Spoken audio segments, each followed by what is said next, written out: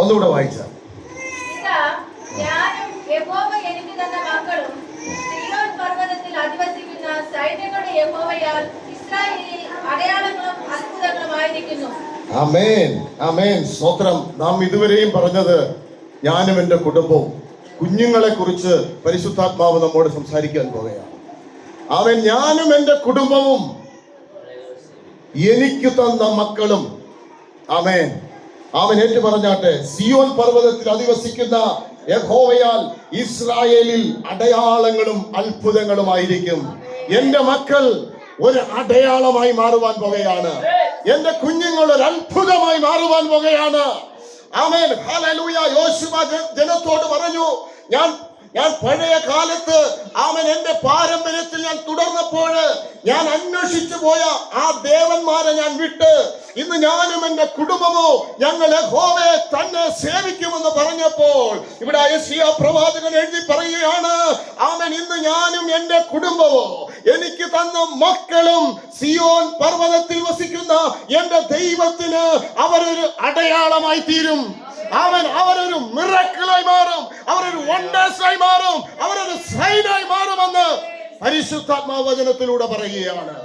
ആമേൻ. നമ്മുടെ കുഞ്ഞുങ്ങളെന്ന് ആമേൻ എങ്ങനെ ഏത് അവസ്ഥയിലായിരിക്കുന്നുവെന്ന് നമുക്ക് അറിയത്തില്ല. ആമേൻ. അവരുടെ പഠനത്തെ കുറിച്ച് നമുക്ക് വളരെ അതിനെക്കുറിച്ച് മാത്രമേ നമുക്ക് പറയാറുള്ളൂ. അവരുടെ ആത്മീക ജീവിതം നാം നോക്കാറുണ്ടോ? നമ്മുടെ കുഞ്ഞുങ്ങൾ എങ്ങനെ വളർന്നു വരുന്നുവെന്ന് നാം ചിന്തിക്കാറുണ്ടോ? ഞാനും എൻ്റെ കുടുംബം എന്ന് പറയുമ്പോൾ നമുക്ക് തന്നിരിക്കുന്ന കുഞ്ഞുങ്ങൾ ദൈവത്തില് അവരെങ്ങനെയാണ് അവർ വളർന്നുകൊണ്ടിരിക്കുന്നത്? ആമേൻ. അവര് ഇന്ന് ദൈവത്തിന്റെ അടയാളമായിട്ടൊന്ന് മാറണമെങ്കിൽ എൻ്റെ ജീവിതത്തിൽ ഒരു ക്രമപ്പെടൽ എവിടെയെങ്കിലും ഉണ്ടെങ്കിൽ അതിനെ ഒന്ന് ക്രമപ്പെടുത്തണം. ആമേൻ, സ്തോത്രം. എന്ന് പറഞ്ഞാല് ആമേൻ, കർത്താവിന്റെ വചനത്തിൽ സുവിശേഷ ഭാഗത്തില് ആമേൻ കർത്താവ് പറഞ്ഞു, നീ യാഗം കഴിക്കുവാനായിട്ട് ദൈവത്തിന്റെ ആലയത്തിലേക്ക് കടന്നു വരുമ്പോൾ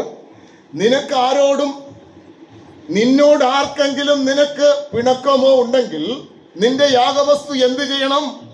അത് ഇറക്കി വെക്കണം.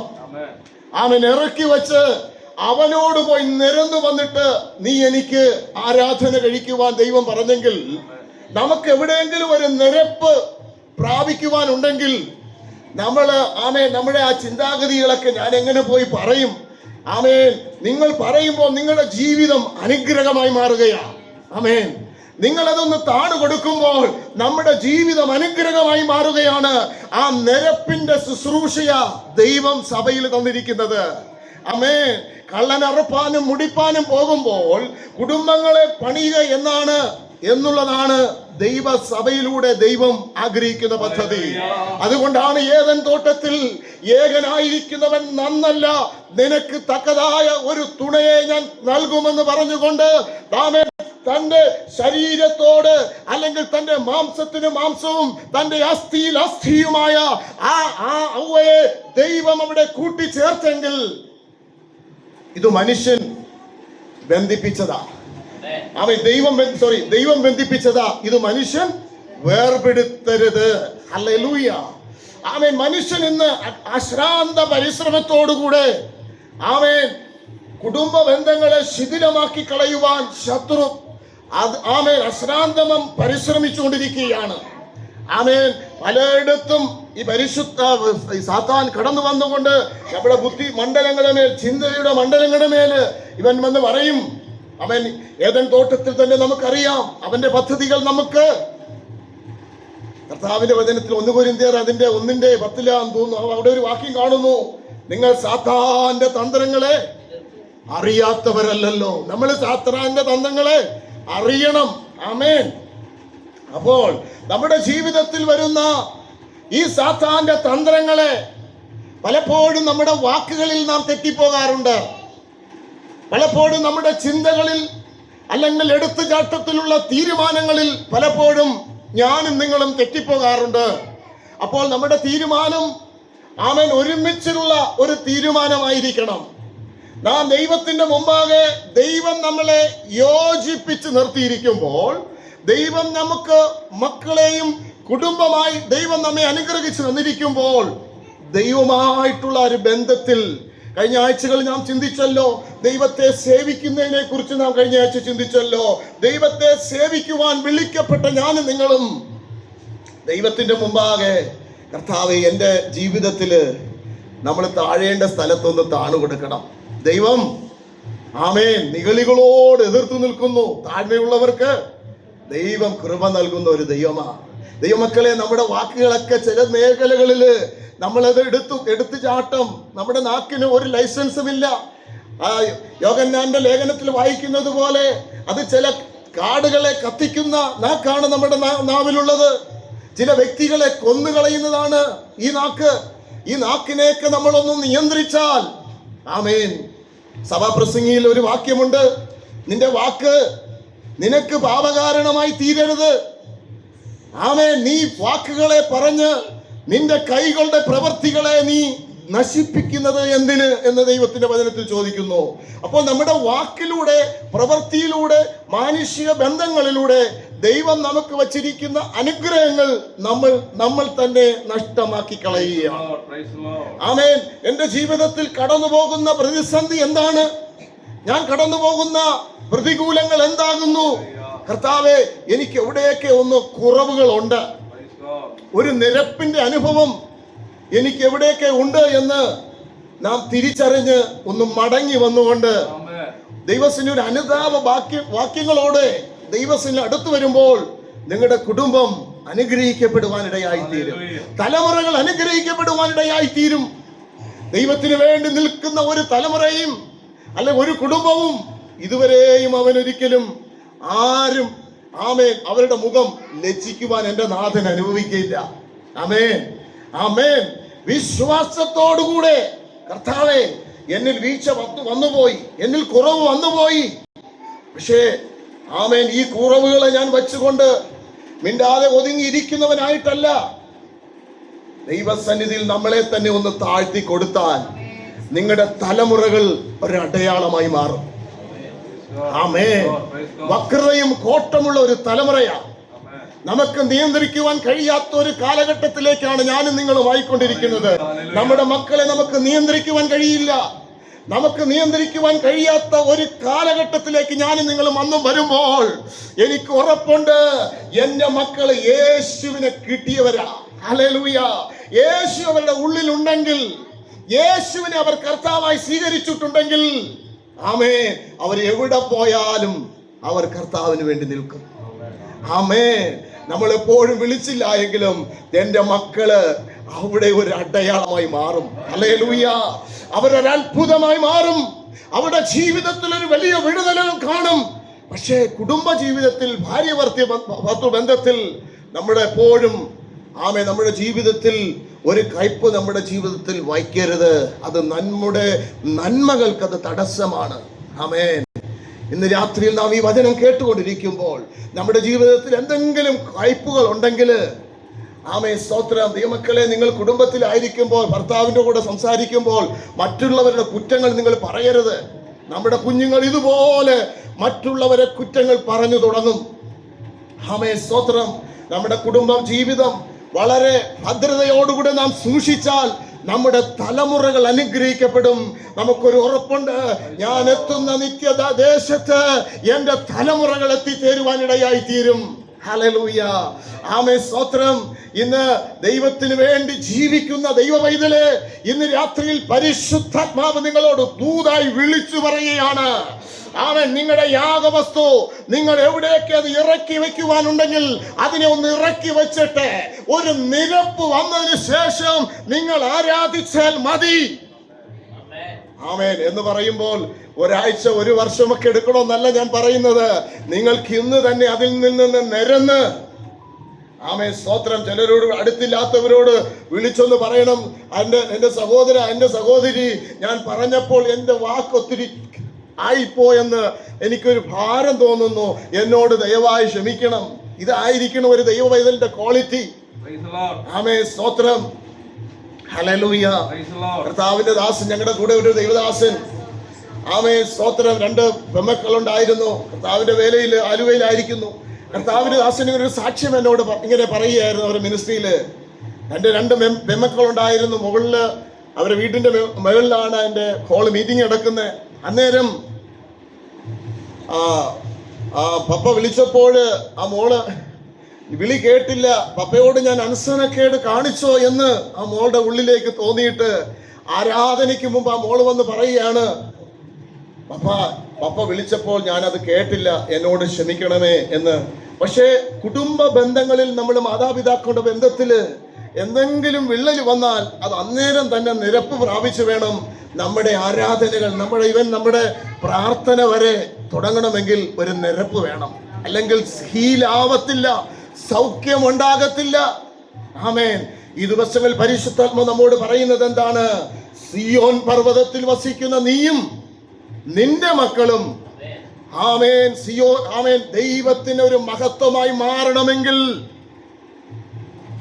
ആമേൻ, സ്തോത്രം. ചിലര് പറയുക, ഇല്ല, നമുക്ക് കുടുംബമായിട്ട് കുഞ്ഞുങ്ങളായിട്ടൊക്കെ ദൈവത്തെ സേവിക്കാനൊന്നും പറ്റത്തില്ല, ഇതൊക്കെയാണ് പാടാണെന്നൊക്കെ പറയും. പക്ഷേ ഹാനോക്ക് എന്താ ചെയ്തേ?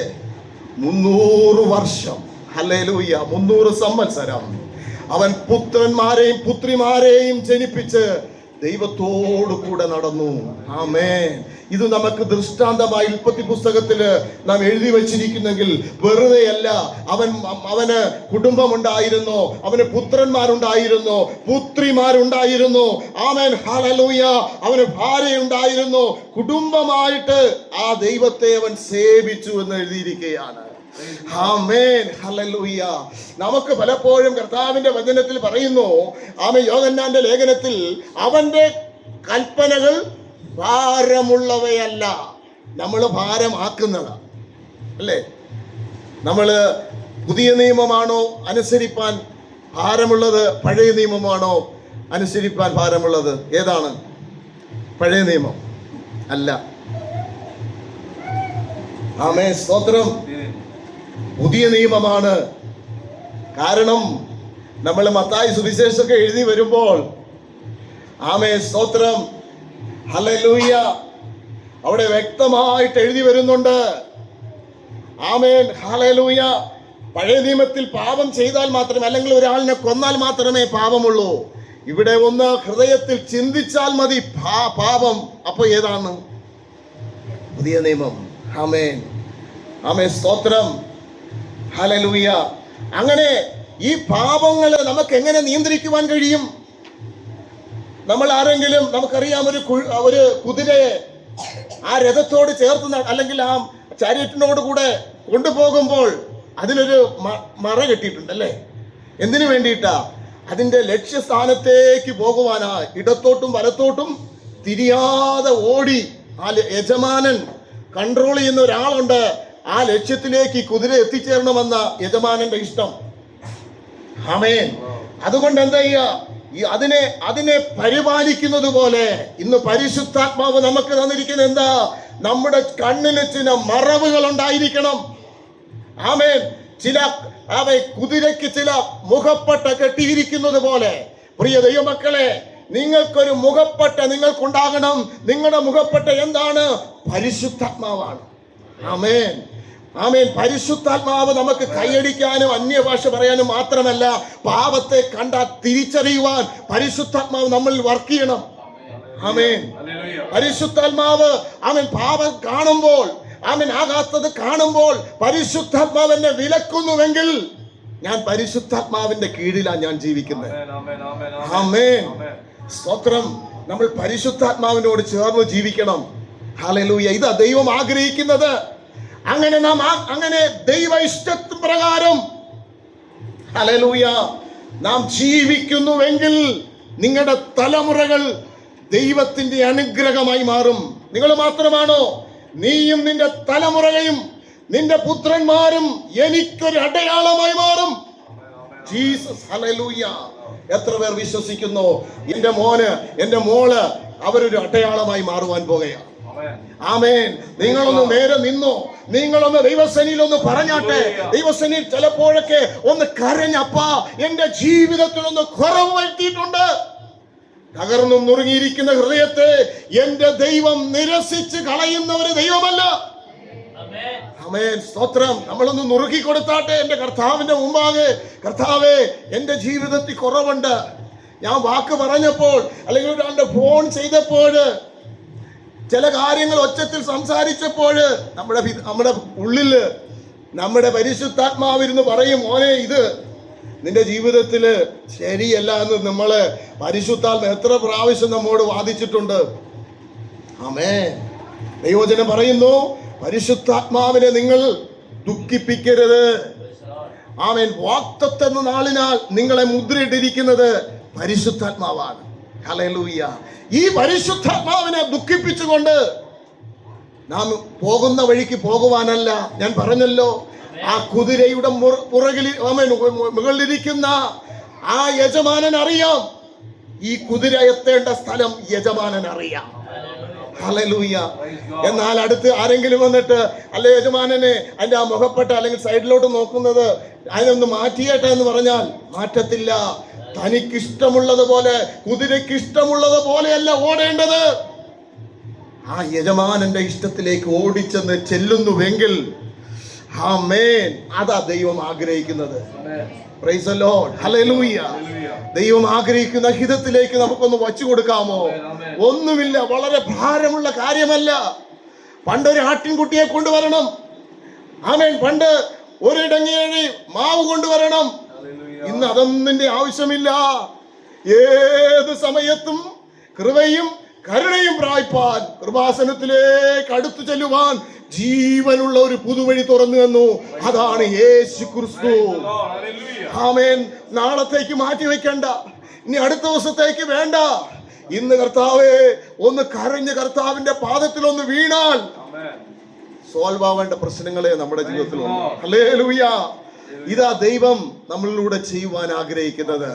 ആമേൻ. സ്തോത്രം. സമയം മുന്നോട്ട് പോയി അടുത്ത ആഴ്ച നമുക്ക് ബാക്കിയുള്ള വചനങ്ങൾ നമുക്ക് ചിന്തിക്കാം.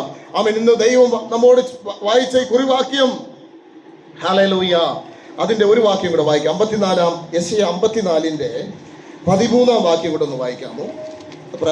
വായിച്ചിട്ട് നമുക്ക് നിന്റെ മക്കൾ എല്ലാവരും യഹോവയാൽ ഉപദേശിക്കപ്പെട്ടവരും നിന്റെ മക്കളുടെ സമാധാനം വലിയതുമായിരിക്കും. ആമേൻ. ഹല്ലേലൂയ. ഹല്ലേലൂയ. ഹല്ലേലൂയ പറഞ്ഞേ. ആമേൻ. നിന്റെ മക്കൾ പറഞ്ഞേ, എന്റെ മക്കൾ. ഓ, എന്റെ മക്കൾ എല്ലാവരും യഹോവയിൽ ഉപദേശിക്കപ്പെട്ടവരായി തീരും. ആമേൻ. എന്റെ മക്കളെ, നിങ്ങളുടെ മക്കളെ പേര് പറഞ്ഞു നിങ്ങളൊന്ന് പറഞ്ഞാട്ടെ. എന്റെ മക്കൾ യഹോവയാൽ ഉപദേശിക്കപ്പെട്ടവരാകും. ആമേൻ. അവരുടെ സമാധാനം വലുതായി തീരും. ഹല്ലേലൂയ. ആമേൻ. അവരുടെ സമാധാനം നമ്മൾ ഉദ്ദേശിക്കുന്നതിനേക്കാളും അപ്പുറമായിരിക്കും അവരുടെ സമാധാനം. Praise the Lord. ഹല്ലേലൂയ. യഹോവയാൽ അവർ ഉപദേശിക്കപ്പെടും. അവരുടെ സമാധാനം വലുതായി തീരും. ഹല്ലേലൂയ. നമ്മുടെ കുഞ്ഞുങ്ങള് അവരൊക്കെ ഈ മീറ്റിങ്ങിലൊക്കെ കടന്നു വരുമ്പോൾ, നമ്മുടെ കൂടെ ആയിരിക്കുമ്പോൾ, ആമേൻ, ഹല്ലേലൂയ, അവരോട് ദൈവസന്നിധിയിൽ അവരെ നമ്മൾ ഈ ദിവസങ്ങൾ ട്രെയിൻ ചെയ്തുകൊണ്ട്, മക്കളെ, ഞങ്ങൾ സേവിച്ച ദൈവത്തെ നിങ്ങൾക്ക് വേണോ? നമ്മുടെ ജീവിതം കണ്ട് അവരെ മനസ്സിലാക്കണം. നമ്മുടെ ഭക്തി കൊണ്ട് നമ്മുടെ കുഞ്ഞുങ്ങൾ മനസ്സിലാക്കണം. ഹല്ലേലൂയ. ആമേൻ. നമ്മുടെ മുട്ടുമടക്കുന്നത് കണ്ട് നമ്മുടെ കുഞ്ഞുങ്ങൾ മനസ്സിലാക്കണം. ആമേൻ. ഹല്ലേലൂയ. വർഷങ്ങൾക്ക് മുമ്പ് എൻ്റെ മോള് ഞാൻ വന്നിരിക്കുന്ന അതേപോലെ തന്നെ മുട്ടുമടക്കി എൻ്റെ അടുത്ത് വന്നിരിക്കും. 1 വയസ്സ് 2 വയസ്സ് 2 വയസ്സൊക്കെ ആ സമയങ്ങളിൽ അവൻ അന്ന് പറഞ്ഞു കഴിഞ്ഞാൽ, നമ്മൾ വീട്ടിൽ മുട്ടുമടക്കിയാലേ നമ്മുടെ കുഞ്ഞുങ്ങൾ നമ്മുടെ കൂടെ മുട്ടുമടക്കത്തുള്ളൂ. വീട്ടിനകത്ത് മുട്ടുമടക്കാത്തവൻ സഭയിൽ മുട്ടുമടക്കിയിട്ടോ, സഭയിൽ പ്രവചിച്ചിട്ടോ, സഭയിൽ പ്രസംഗിച്ചിട്ടോ എന്റെ ദൈവം അംഗീകരിക്കില്ല. ഒരു സഹോദരി പറഞ്ഞതുപോലെ, ഈ ദൈവദാസൻ പുൽപ്പിറ്റിൽ നിന്ന് പ്രസംഗിക്കുമ്പോൾ നല്ലതാ, പുൽപ്പിറ്റിൽ തന്നെ നിന്നോട്ട് വീട്ടിലോട്ട് വരണ്ട എന്ന് പറയും. ഹല്ലേലൂയ. അങ്ങനെ വരരുത്.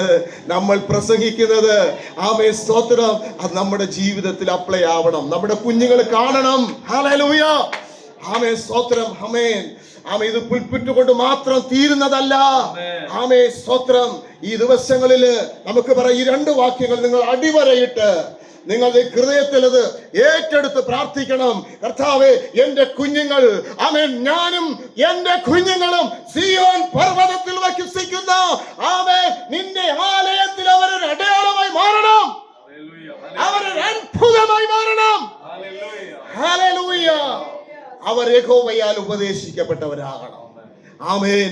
ഇന്ന് രാത്രിയിൽ ഈ വചനം കേട്ടുകൊണ്ടിരിക്കുമ്പോൾ പ്രിയ ദൈവമക്കളെ, നമുക്കൊരു തീരുമാനമെടുക്കാം. എൻ്റെ യേശുവിന് വേണ്ടി ഞാൻ ജീവിക്കും. ഞാനൊന്ന് താണു കൊടുക്കുകയാണ്. നിങ്ങൾ താഴുന്നവരെ ദൈവം അനുഗ്രഹിക്കുന്ന ദൈവമാണ്. നിഗളികളെ ദൈവം എതിർത്തു നിൽക്കുന്ന ഒരു ദൈവമാണ് നമ്മുടെ ദൈവത്തിന്. കർത്താവേ, എനിക്ക് തെറ്റുപറ്റിപ്പോയി, എൻ്റെ വാക്കിൽ എനിക്ക് തെറ്റുപറ്റിപ്പോയി, എൻ്റെ ചിന്തയിൽ എനിക്ക് തെറ്റുപറ്റിപ്പോയി, എൻ്റെ കുടുംബ ബന്ധത്തില്, ഭാര്യ ഭർത്തൃ ബന്ധത്തില്, കുഞ്ഞുങ്ങളുമായുള്ള ബന്ധത്തിൽ എനിക്ക് തെറ്റുപറ്റിപ്പോയി. കർത്താവേ, എന്നോട് ക്ഷമിക്കണമേ എന്ന് ദൈവത്തോട് ഈ വചനത്തേറ്റ് നിങ്ങൾ പ്രാർത്ഥിക്കുമ്പോൾ നിങ്ങളുടെ അവസ്ഥകള് ഈ വചനം കേട്ടുകൊണ്ടിരിക്കുമ്പോൾ തന്നെ ചില ചേഞ്ചസുകൾ ദൈവം വരുത്തുകയോ.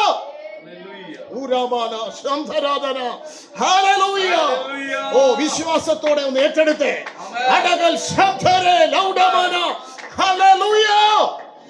അപ്രകാരം ഇന്ന് രാത്രിയിൽ ഏറ്റെടുക്കുന്നുവെങ്കിൽ ദൈവം നിങ്ങളെ അനുഗ്രഹിക്കാൻ പോവുകയാണ്.